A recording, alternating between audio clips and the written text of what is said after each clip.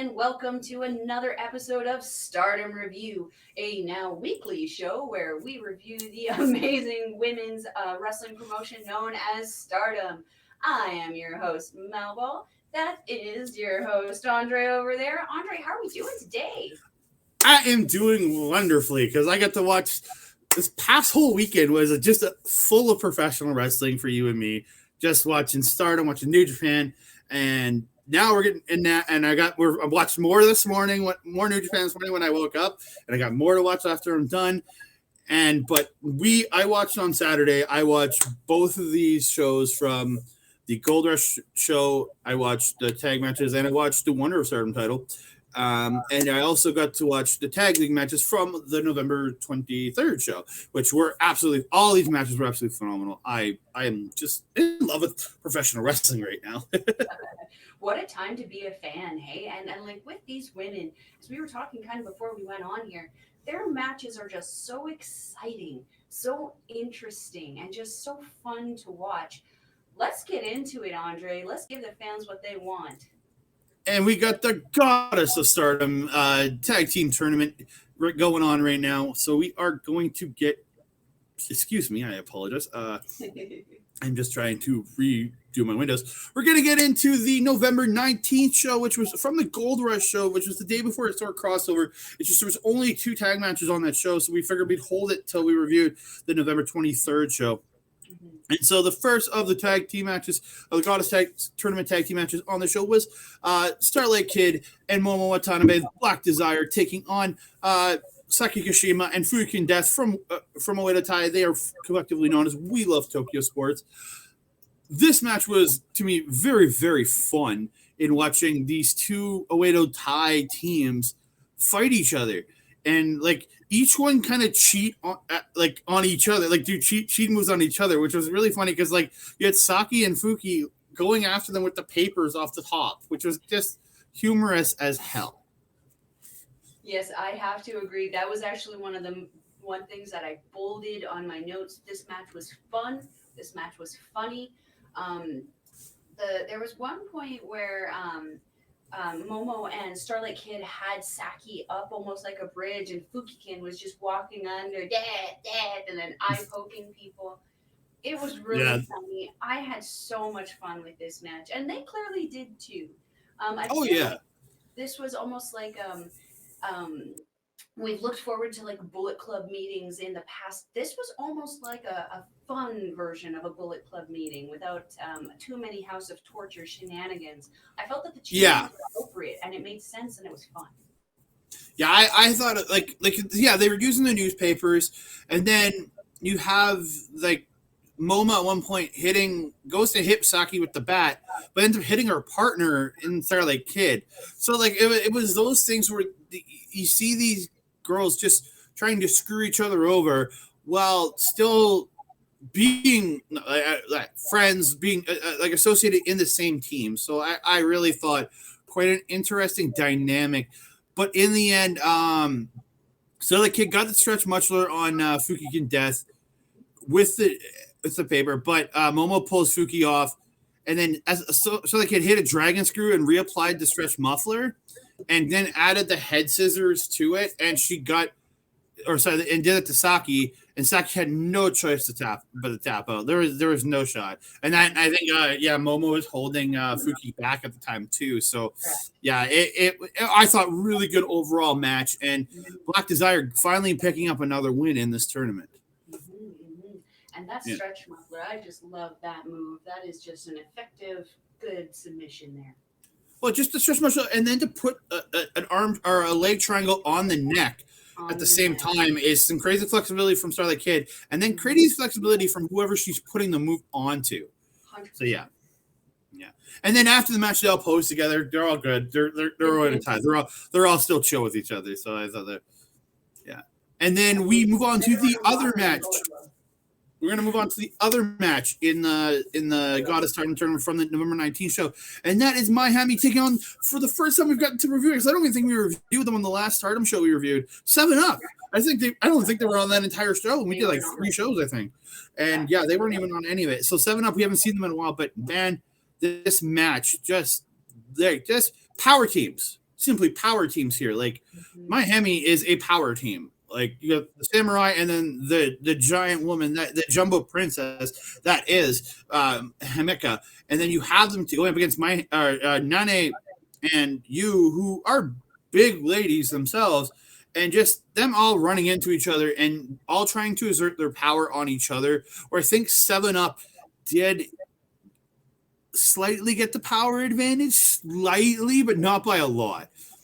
Like, not by a lot, though. I mean, how awesome is this for Maika to come off of the historic crossover show where she went head to Well, head? technically, this is the day before the crossover show. Right? Technically. I mean, but we saw it afterwards. But still, Yeah. like the strength that we know Maika has after that, again, going toe to toe with the ace Tanahashi, she even got hit in the face a number of times by him. Still came back strong against him. This was an incredible, as you mentioned, power match.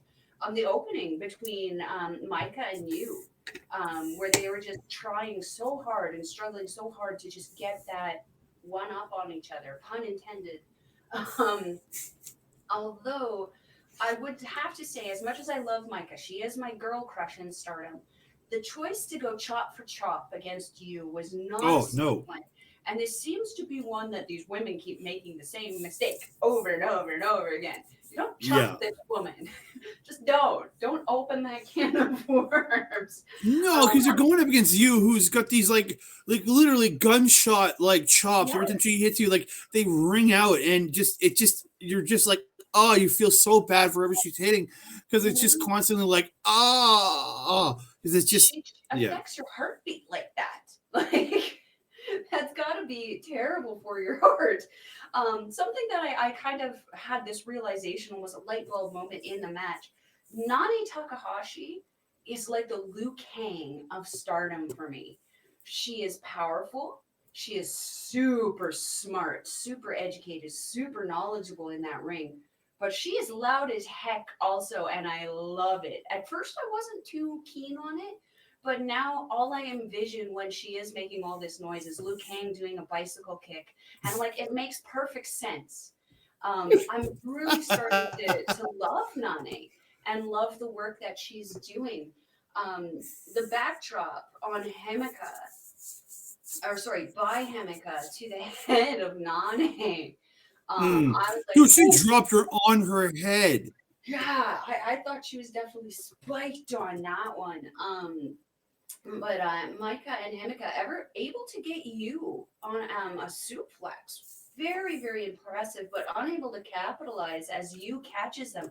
The speed of you is just incredible. She takes the suplex, gets up, and follows up with a crossbody on both of these women. Well, and they literally dropped her on her head in that suplex too. And the fact that she was up and then hit that running cross to both of them. I'm literally looking at that in my notes right now. I'm like, when they dropped her on her head, I'm like, oh, is she okay? And then she was right back up. I'm like, oh, she's fine. But at the end of these, I was actually very, very surprised. Oh, wait a minute. There's one more note I wanted to say. The superplex by Nanae on Maika, followed by Maika suplexing Nanae, while Himeka powerbombed them both. That just, the power that all four of these women just had was absolutely incredible. But I have written down that the match ended with Maika pinning Nanae in a jackknife style. Maika got hit like a spinning Michinoku style driver move. And then her and Nanae actually rolled around and traded a couple pinfalls before Maika got the jackknife cover and got the win. So and then I gotta shout out the cannonball from you. Every goddamn time I see this woman work, that cannonball, I think it's the main factor why I go, oh, because she's a big girl. And then no shame, big guy. I'm not shaming. But dude, when you're a big person like that and you smash into a corner with a cannonball like that, no matter what, that's going to hurt that person just brutally. Look at Colton Kelly. We see him do it all the time here in Alberta. He's a big boy smashing in to a lot smaller people a lot of the time, and damn, like that, just crushing somebody in the corner like that it looks so good. But yeah, and then after the match, Nanae just kind of attacked Maika. It just wouldn't stop because she was just pissed that she got jackknifed on there. Yeah. So yeah, Yeah, I did note that 7-Up sore losers, and I'm starting to notice a trend in that. They're kind of sore losers, obviously, because they know how powerful they are. And they know that they should be winning these matches, but they're also sore winners. So I'm like, I'm trying to figure. You guys, I think they're just angry individuals. I think they're just angry individuals. Simple as that. That's what it is. So mad. So a quick point breakdown after these two matches. You have Aphrodite with 8, Mafia Bella with 6, Maltier with 4. This is all in the Red Goddess. Karate Brave and Black Desire with 3 points. Peach Rock and We Love Tokyo Sports with 2 points. And My Fair Lady with 0. In the Blue Goddess division, you have BMI 2000 on top with 8. My Hemi with 6. FWC with 4. 7-Up with 3. New Eras with 3. Wingori, Waka Wild, and Oatline all with 2. So yeah, you have again not a huge shift in the point change today because again only 2 matches happened. So before we move on to the November 23rd show, I want to highlight a couple of the matches from the Gold Rush show that I did get to watch. I did get to watch this one. I didn't get a chance. I haven't got a chance to watch the world title match or the TLC match. I watched the 2 prelim matches for the Moneyball tournament, but this match was absolutely phenomenal. Kairi, who I found out was working on a sprained ankle through this weekend. That included this show and at the November 20th show the day after. She went 30 minutes with Saya Kamatani in a 30-minute draw. And an absolute, like, this match was 30 minutes. I watched it. It felt like 15. Like, it was one of those shows where you don't even notice the time. Like, it didn't feel like a 30-minute. When it was over 30, I didn't even feel like 50. I felt like maybe 15 minutes had passed. It was one of those kind of matches where there was so much and it was so enthralling that it doesn't feel like it takes that much of your time. And I absolutely like encourage anybody to go out and watch this one. It was absolutely phenomenal. And then you have sorry, go ahead. No, it just really does speak to the wrestlers and their ability to entertain and to wrestle that the match did not feel like it was as long as it has. Because you and I have both been in matches, or not been in matches, but watched matches where you're like, this has to end, and it's only why is this 40 minutes long? Or why is this 25 minutes long? What the hell? And it feels but this was not it. And then from all reports, again, I haven't gotten to watch this match yet. Just life has been busy. Wrestling has been so much of it. Syuri versus Utami Hayashishita. A lot of people are saying this is one of the best matches of this year. And they're saying that, like, this is in one of their top matches together. So, like, I'm going to have to go back and watch it because I loved some of the matches they had last year and earlier this year. I want to see this so badly because it sounds so good. And again, just timing has not let me watch it yet, but it's. And then the main event of the show was the Moneyball tournament finals. So you had Donald Amanda taking on Natsupoi, Tam and Waka earlier on in the night, and Donald Amanda winning. And then you had Stars defeating the team of Amy Saray, Mirai, and I can't remember their partner's name. Tomoka Inaba. Tomoka Inaba. Oh yeah, Tomoka Inaba from Karate Brave. I should realize that. But again, and they so Stars won movie, and they ended up with a TLC match in the final. I haven't gotten to see it fully through. I've only watched about the first few minutes of it. But I know of a highlight that I did see on Twitter and hearing on another show. The money ball fell down. It was literally a ball of money that was hung out of the Ultimate X or a title. It fell. So it fell out of the Ultimate X way back in the day. So, but again, I've heard it was still a really good match between these 6 women, and I can't wait to finish the match. I absolutely love Donna Demondo. I'm a big fan of that team. So I highly encourage everybody to check out this Gold Rush show. Everything overall was really good. I saw the early stuff, really good show. So I highly recommend anybody if you're really check it out, especially those 2 title matches. It is a great show overall. But we're going to move on to the shows out in the description box below at Stardom World, and you can we'll put it down there for you. You can go check it out. There you go. And then we are going to move on to the November 23rd show. And you have the first match of the night is FWC, Hazuki, and Koguma taking on Wingori of Hanan and one of my favorites of all time, Saida. And like there was one spot here where they hit like dual shoulder blocks, and they both Hanan and Iida did the gorilla chest like thing. I was like, yes, I loved it so much. I thought really fun match overall, and they gave a good bit to Iida and Hanan in this, giving them both great times to shine, especially going up against someone like Hazuki, who's this like insanely fast worker, and Koguma again, same thing, very fast worker. And then they are both teams from Stars, which I like seeing again, and it's another interfactional fight. And they did, was it Hanan and Koguma did the bear dance off the hop together, but then Hanan tries to take the cheap shot and do a drop kick. So. But Koguma definitely knew that was coming. She sidestepped it very quickly and easily. Yeah, and then and the finish of the match, Hazuki gets Hanan in the crossfade and turns it into a Rings of Saturn, and Hanan does have to submit in the end. And like absolutely phenomenal opener for this show. Yeah, the only thing that I would add to that is that the show of sportsmanship was so refreshing to see. We did sort of see it with Oedo Tai doing their poses after the match, but the show before and after the match was just something that I really liked.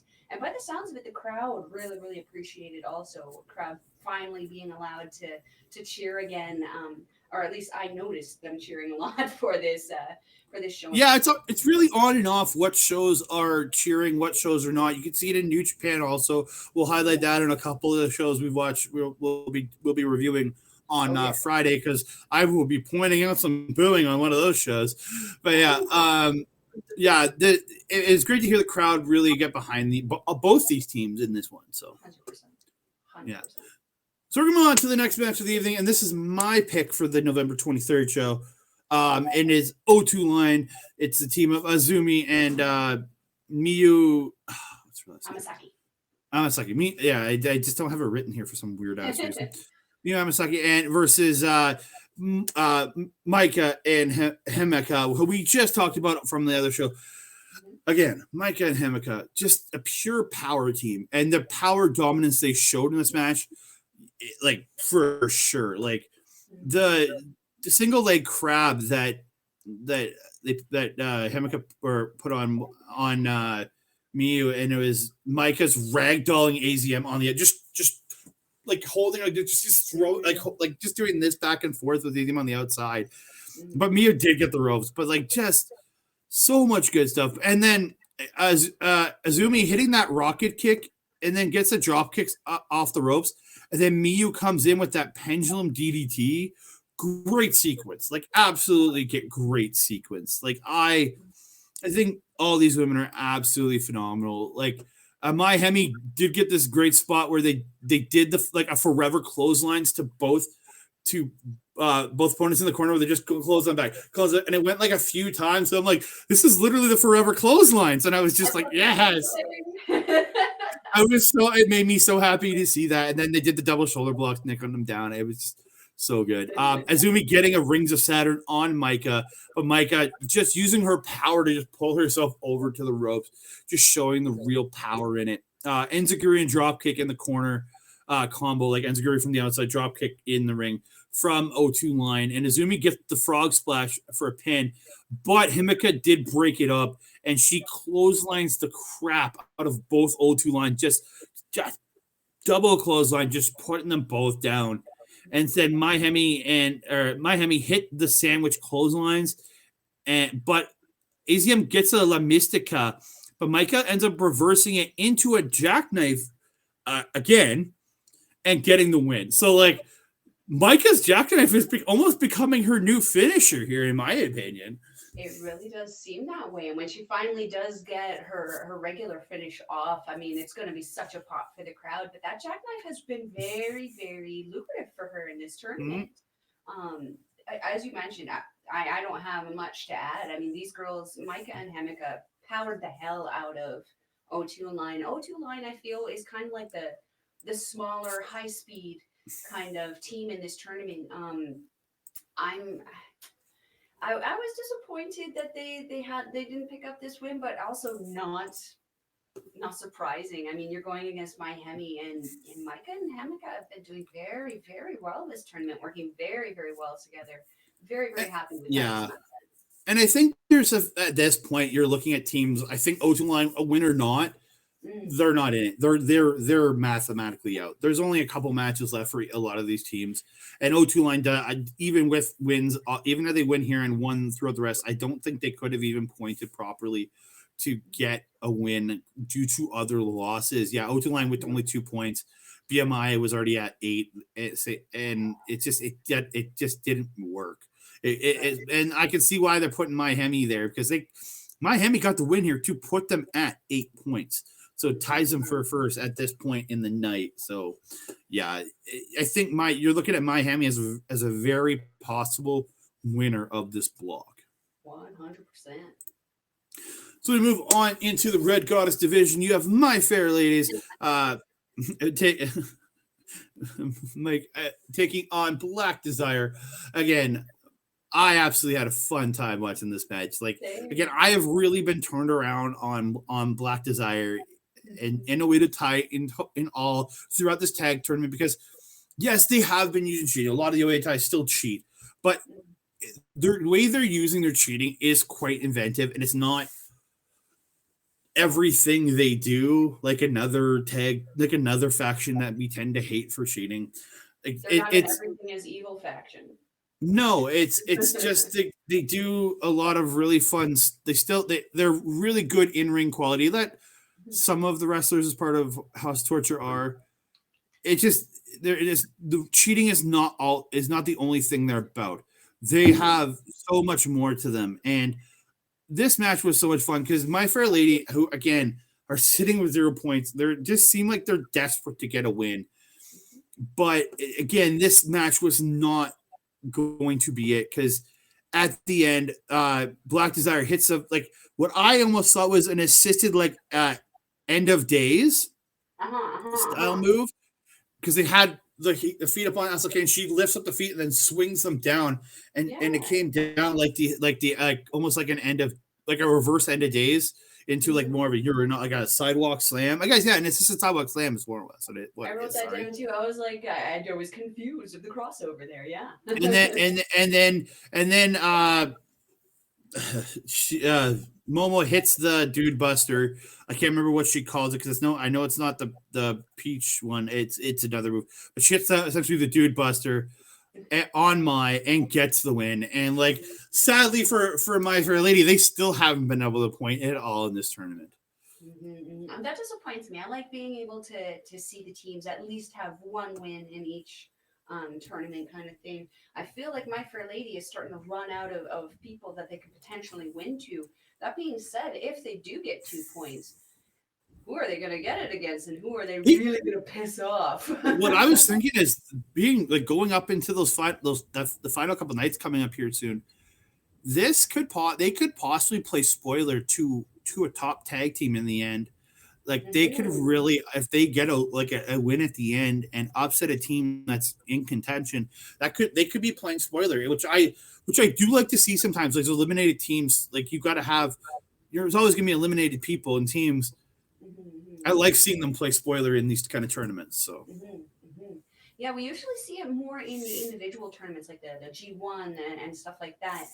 This is very interesting, and I like I said, I would like to see them at least get at least 1 point, maybe get to a time limit draw or something. The one thing that I want to add that I absolutely loved about this match was the jump start at the beginning. It's usually the way to tie doing the jump starting, but my Sakurai and Lady C hitting the ring and tacking Black Desire before they'd even disrobed. I actually love that. I thought it was very smart for them. And I think it's just a show of the evolution of the two of them working together. Yeah, I'm the kind of person, I skip a lot of the entrances. So I was fast forwarding to the point, and I showed them getting in the ring, so I clicked ahead at about another 30 seconds, and there's already fighting. I'm like, whoa, and I have to back it up. I'm like, whoa, I missed something here. Because usually, again, the entrances, and then there's usually 2 minutes of ring announcer intro, so I try to skip to that so I can get to the match. And Yeah. boy, did I mess up there. So we're gonna. So we're. Ooh, what the heck was that? All right, we're going to move on to back to the Blue Goddess division, where we have Waka Wild and 7-Up again. Yes, I've become a very big fan of the 7-Up team. Again, I was not a fan of Nanae before this because I wasn't really interested in watching her in her singles matches. But you put her in this tag team with you, I think she becomes a lot more interesting because you got that playoff of you and the team she's working with. But this match was, holy crap, Waka getting the shit kicked out of her. Like, she got start to finish. Like, Saki was in this a bit, but like Waka was in it for 90% of it and just kept getting beat the hell down. This one's a hard one for me because I'm like you. I'm very much so on the 7-Up train. You're like you? Really, really. Yeah. No, not anymore. But yeah, I used to I'm very big on the 7-Up right now. But this match, I almost looked at it and went, guys, she's new. Like, come on. That way you didn't have to wreck her day as much as you wrecked her day. Like, she needed to be taught. Obviously, every time that Waka's getting into the ring at this point in her career is a learning experience. Hell, anyone who gets into the ring at any point in their career, it's a learning experience. But Waka, I felt that this was a bit much. I felt it was too much. To the point where, like, I feel Saki carrying her out of the ring afterwards was more than appropriate because she probably needed it. There were points where Waka took a bump and she came back up, and I'm like, there are no lights in that. Yeah. So just at the end of the match, you hit a huge spinning sidewalk slam on Waka. You then shotgun drop kicked her into the corner, then hit her with a cannonball to get a pin, but that was broken up by Saki. Saki should have just sacrificed Waka at that point. So this is where you at the TV, stop breaking the pins, just let her fall. So this is where you picks up Waka into a power bomb, then lifts her up into the last ride style, like straight up, and smashes her. Like I've seen power bombs, but she wrecked her into the mat, and then just puts her knee right. Yeah, and then just puts her knee right on the chest and like kneels on her to get the pin. So that, another just that knee just being pushed right into the solar plexus. I can't feel good. And you get to the pin and the win, and 7-Up gets 2 more points. Just in a pure dominant style match, just destroying Waka. And yeah, Saki literally put her on her back in piggyback style and walked her and carried her to the back. And I wouldn't be surprised if Waka was unconscious at that point. Like, she didn't even try to kick out at the end. There would have been no point. Very, very dominant in this match. I don't think that Nanae got a lot of ring time in comparison, just like Waka got most of the time as opposed to Saki. What I did like, though, was that both Saki and you at the beginning there, I don't know if you kind of felt that kind of tension between the two of them, both of them coming out double champions from other companies. So having that gold kind of dripped around them, I definitely felt that both of them were kind of like, I got 2 belts too. Yeah, very much so. Yeah. This match was, I don't know how to. It was a beating. Yeah, because it was just essentially a beatdown. It was like watching, who's that local guy who usually gets beat down here? High Flyer, Jack. It'll come. I don't know. There's a lot of people that just sound that get beat up a lot. Like I know Irish gets beat up a lot. Yeah. So we're going to move on to the next match of the evening. It is in the Red Goddess division. It is the Goddess of Stardom Tag Team Champions, Meltier, taking on the team of Natsupoi and Tam Nakano, taking on We Love Tokyo Sports, Saki Kashima, and Fukigen Death. Again, I love the entrance from Tam and Nat in this. Like, just so beautifully done. They always do. I remember showing it to a friend of mine. I showed an entrance at one point to not this one, but another one from these two to one of my friends at work, and she's a cosplayer and gets and I didn't even send it because she's not a wrestling fan. I just showed her for the entrance, and she was absolutely blown away by the costuming and the choreography that these women do. And I am blown away every time they do one of these kind of entrances, and then they're lip syncing to it, they're dancing to it. It just looks so beautiful in the way they do it. Mm-hmm. Yeah. I have to agree. It is one of my favorite things. I don't usually skip through the entrances of these girls. No. These are the girls I always have to watch. I always watch the entrance for Melty. But to have their magazine this time with their picture and Tai Chi on it when they were at the historic crossover show. I love So I'm calling this match the battle of the physical media. The cover girls. Well, it was literally Melty with their magazines, and then We Love Tokyo Sports with their newspapers, and it was just the battle of the newspaper versus the magazines throughout the match. Like it was but again, they were fighting like We Love Tokyo Sports. They stole the magazines from Tam, and then it was just there was a double team magazine shot. It's just funny. And it was just some funny stuff, but then there was some great stuff like Fukigen putting Nat in the camel clutch and then making her read the magazine, and like Nat's just like so excited to read about herself in the magazine. Was it Nat or was it Tam? I have it written as Nat. Oh, was it Tam? I have it written as Nat. It was Tam, because she said something to the crowd, and the crowd reacted, and that was when she bumped her on the head. Oh, sorry. I wrote Nat in there for some reason. I just probably brain farted that, but it was. Oh no, sorry, I was looking at notes, but that was where Fukigen's reading the magazine and does the senton onto Natsupoi. Yeah, that's that one. Yeah, sorry, but there was a spot where Fukigen just had the camel clutch on Tam, and she's reading the magazine, and like Tam's just like so happy to read it. It was just absolutely cute spot. Yeah, I have to agree. Were you doing the same thing that I was at points of the match when they were actually like sword fighting with the things making lightsaber noises? Because that's what I was doing. I did, and as a Star Wars fan, I did not. I was just enjoying the crap that they were having a magazine and newspaper battle. We'll have to turn that into a reel for Instagram or something.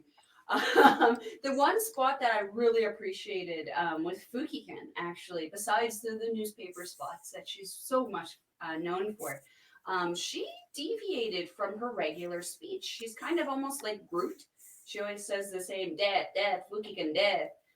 We got a brainbuster death in this match, and I popped for that.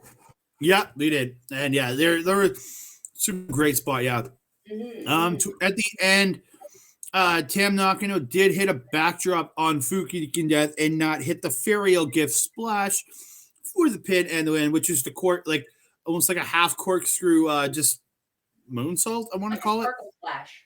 Sparkle, like Alexa was a sparkle splash, but yeah, she calls it the Ferial Gift splash, and she gets the pin and the win. And afterwards, Tam and Nat took the newspaper from Saki and Fuki, and like wouldn't give them back, and they're fighting over it. And Saki gets, I think one of them got the magazine and like ripped it up, and then you could see, and like, or both magazines got ripped up, and like Tam and Nat are like collecting the papers afterwards to like save their magazine. It was cute. It was a cute finish. Did you see the part where the ref picked up the small little piece when they're sitting there triumphant and hands it to them, and they're just like, why? Yeah, that was funny. The perfect end. Yeah. And then you have Karate Brave versus Peach Rock in the Red Goddess division. It's within the Red Goddess division next.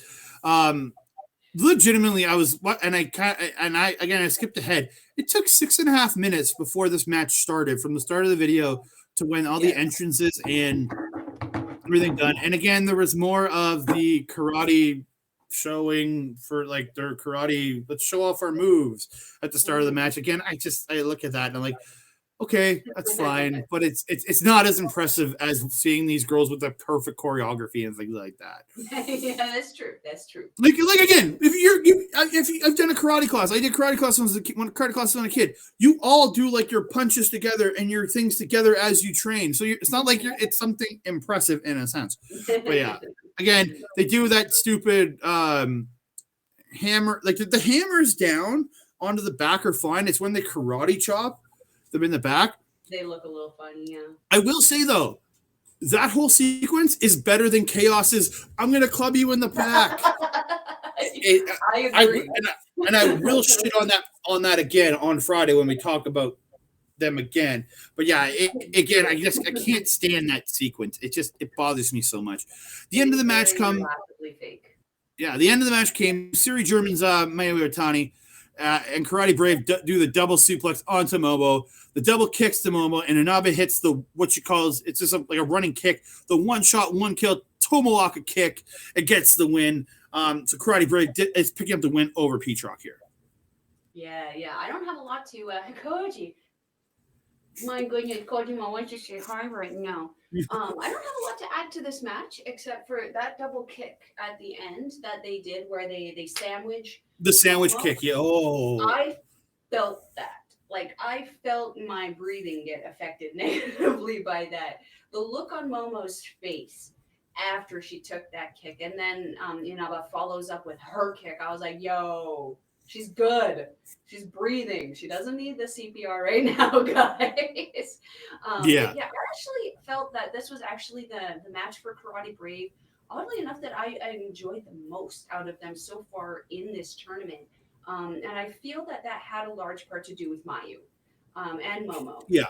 The team of Peatrock is just such a very well-rounded team that I feel that they brought out the absolute best in Karate Brave to make them look the best possible. I think they just both teams flowed and like had such a chemistry in this match. Mm-hmm. So we're moving on to one more match in the Red Goddess division, and that is Mel's favorite team of Aphrodite, which is Utami Hayashishita, and the current Wonder of Stardom champions, Iida, taking on Mafia Bellas, my favorite, Giulia, and becoming one of my favorites, Thekla. Yeah, this match, I am a big fan of all four women in this, but again, this match I think was just where I was in the show. I was a little bit of burnout so far in the show. I think this one just kind of dipped for me. I think I was just losing a bit of my interest. I thought I was on my phone a little more while I was watching this, taking notes, which picked back up for the main event. But yeah, like again, a really good match. Like Giulia getting a really great rocket kick to Saya, and then an inverted DDT to Tommy, and then a neck breaker to Saya. A great flow of sequence there. And Thekla applying the octopus stretch to Utami. But Utami running Thekla into the corner looked like, oh damn! And it's just some of there was like really good stuff in this match. But like Utami with her beautiful sidewalk slam, and then immediately hits an air raid crash onto Giulia again, onto Thekla. But Giulia get the breakup on that one. But yeah, in the end, Utami and Saya hit the magic killer. Shout out to, I'm going to say Evil and Togo this time. Why? Because I know it would make you mad again. And Utami puts Thekla on her shoulders, but Thekla ends up rolling her up with a leg roll clutch. And Thekla essentially stole the win here. Like, it was and it was very surprised. This is where I was like, oh, this like the ending really surprised me because they hit the magic killer. I'm like, oh, nice magic killer. So we're gonna get I was thinking, oh, so Saya's gonna hit that her Firebird splash again. But then the roll up happened. And I'm like, whoa, I did not expect that at all. So yeah, again, I thought really surprising finish for this match. Mm-hmm. I have to agree. I thought that the two people involved in the finish were going to be involved in the finish, but I honestly thought that the result was going to be the opposite. Yeah, especially with Thekla pinning Utami, who's just coming off of a world title match. Like, but again, that's a big plus for Thekla though. Like she has now a win over the last world champion before Syuri, so that's a big plus in her books. Yeah. The only thing that I want to mention in this match was the chain wrestling by Utami and Giulia at the very beginning of this match was I have that written down, yeah. Perfect. Yeah, perfect way to start the match. It kept it very slow. It was almost like that gradual roller coaster climb. And then when we got to the top was when Kamitani and Thekla came in, and it was boom, immediate change of pace. That high-speed division came out. And it was just perfect. It flowed into the rest of the match. Yeah, it really did. This whole thing was a showcase for all four. like I'll say this again. This is again. I'm not shitting on the match. I enjoyed this match, but again, it's just at a point where it was also like 7:30, 8 o'clock in the morning when I'm watching this match because I got up at like 6 to start watching all the wrestling I had to watch on Saturday. Yeah, we watched the entire weekend of wrestling. We really, and then Sunday was a lot of wrestling too. And then today, Monday, as we're recording this, I still have more wrestling to watch that we're going to be reviewing on Wednesday. That's going to come out on Friday. So lots of professional wrestling. But yeah, like I and again, it was a good flow of the match because like they started to chain and they picked up in the high speed, then they came back down a bit into some work rate, and then ramped up to the ending, and then bam, like Sekla's win out of nowhere. I thought a great flow to the match. I think if it's for me personally, I would think I was a little burned at that point because I've been watching so much. So yeah. And then we're gonna move on to the main event of the evening, which is Mel's pick. It is the new eras. It's Emi Sakurai and Mirai taking on BMI's 2000 Tora, not Natsuko Tora and Ruaka. What a match this was. Another powerhouse match. The new era is coming in with a vengeance. These girls, especially Ami Sore, just winning the Future of Stardom championship. So she's got that beautiful belt now. Loving Ami's gear now. I've always liked her gear with the color of the emerald green and that royal purple. It projects a very regal kind of royalness about her. But the new gear that she has, where they have the like nice little feather tassels, I just love it. She's looking absolutely amazing. BMI 2000, man, just coming in like the wrecking balls they always do. Super dominant in this match. Fantastic showing for Ruaka in this match. I've always been a fan of hers from the time I started watching. I knew she was very, very good. She just keeps getting better and better and better.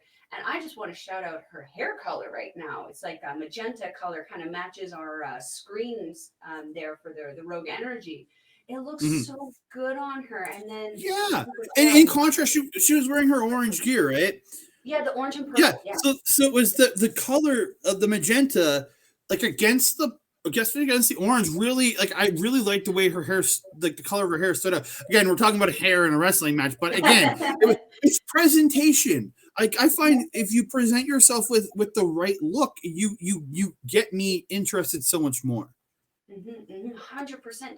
That's what a well-rounded wrestler can give you. Is not just great professional wrestling, but the good look that goes along with it that keeps you hooked on it. You know, if you're very watching, much so.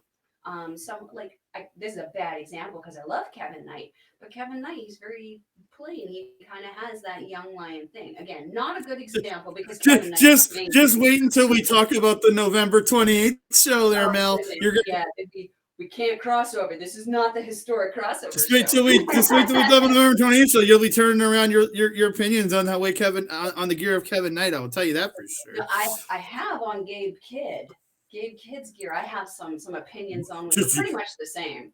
You will turn around on Kevin Knight's gear when you come to that show.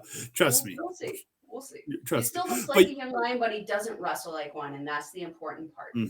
But yeah, back to Stardom. Back to the women. Natsuko Tora just freaking dominant. Like this woman has come back from that torn ACL with an absolute vengeance, and she is taking no names. She is taking everybody out. Super dominant, super powerful in this match. There's one point, I can't remember what submission Mirai had on Ruaka, but there's one point where it was a Kimura. Yeah, her submission is every time she puts a submission on, it's a Kimura. It's the arm behind the back being twisted behind the back. Behind the back. Yeah, the Miramare, is that what she calls it when she locks? I think it's a Miramare, but again, technically known as a Kimura or key lock. Yeah, it messes up your arm. Yeah, pretty much. It's Brock Lesnar's go-to submission too in WWE. So Mirai's got that Ruaka in that, and at one point the ref was distracted. I want to say it was another Oedo Tai member distracting the ref, but I'm not entirely. I'm not sure. But Tora gets in there with her pipe and just feeds it to Mirai's back. At that point in time of the match, I thought that was the call of the match. That this was the. I thought the New Eras were going to take it, and then I thought after that point, BMI was going to take this match, just because that cheating aspect is usually what does end up helping them a lot to win this match. It was surprising to me that, pleasantly surprising, I might add, that Mirai ended up catching Ruaka in her Miramare pin submission that we mentioned to end this match. But I want to mention one move before that where Mirai tricked Ruaka into pretty much falling on her face. That is just Ruaka doing It looked almost awkward when she fell, in a sense, because she like came down almost like it was like a drop toe hold trip kind of deal, but it almost like she went like her legs got kicked out from under and she went bam. Like it looked almost awkward in the fall. Yeah, I was very concerned, but Ruaka's such a great worker. She played it very well. It went into the move very well. I really enjoyed this match. Obviously, it was my favorite.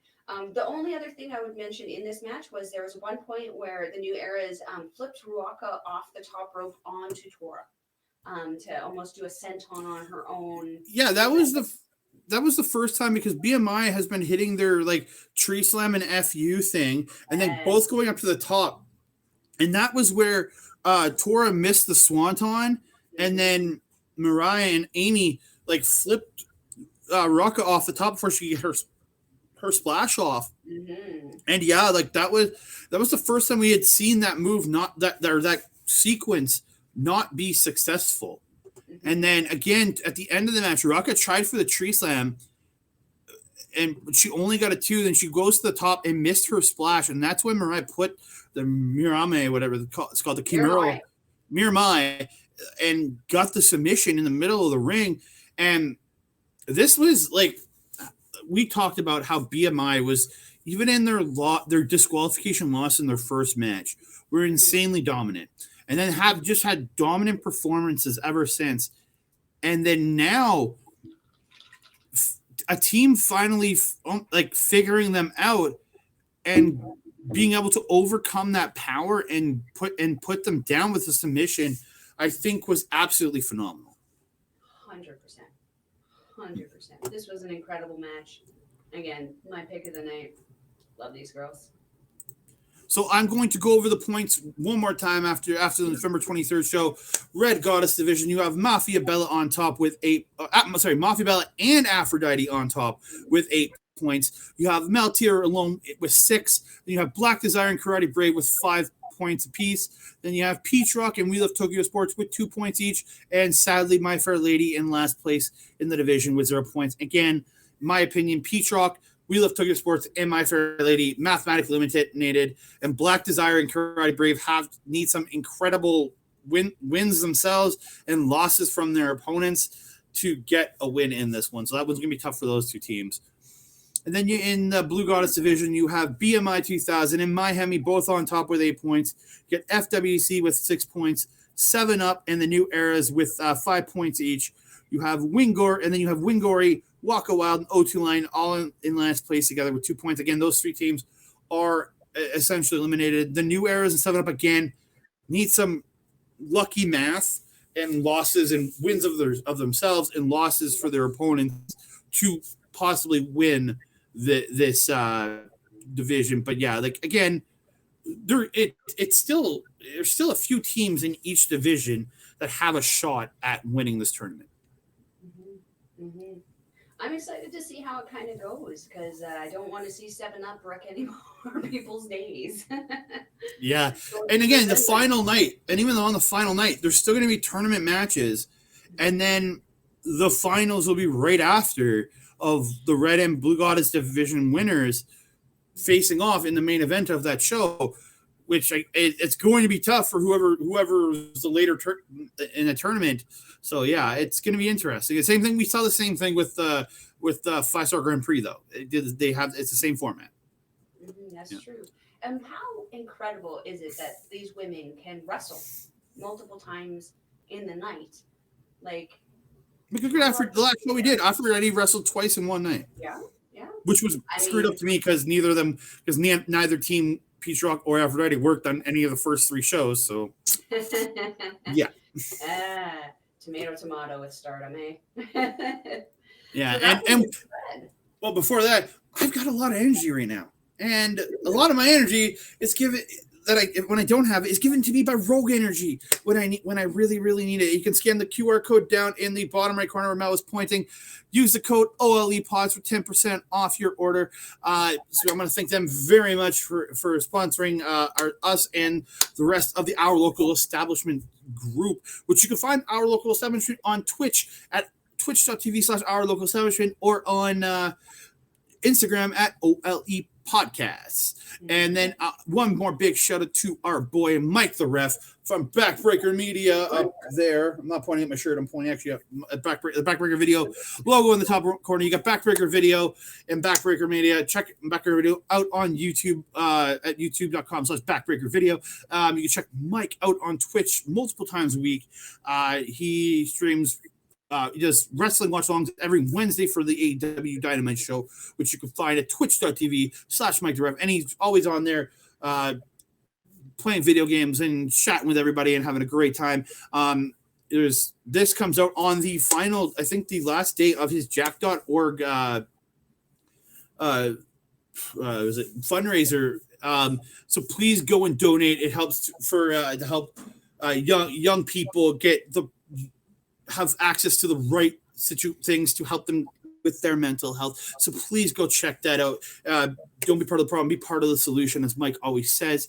So you can check that out. That link will be in below. And if he gets the $1,500, he's already doing his Just Dance stream. But if you get him to $1,500, he's gonna do it in a panda suit. So come on, we want to see that. We want to see that dancing panda, sir. Make it happen. And Andre, if we are going on social media, how are we going to find you?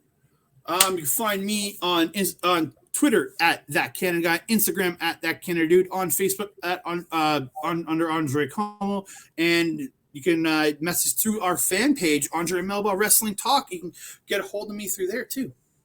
Perfect. And if you're wanting to get a hold of this Melball here, you can find me at Collins Melball on Twitter. You can find me on Instagram at Melball Collins, as well on Facebook at Melball Collins. And if you're wanting to take in some Stardom wrestling, as we mentioned earlier in the video, I will leave the link to it in the description box below. It's 920 yen, approximately $10 Canadian. Might be a little less if you're American, because you're lucky. But again, we will leave that link in the description box below. And Andre, if you don't have anything else to share with our lovely people, I'm all good. Melball. That is Andre on the side there. We will see you next time. Adios.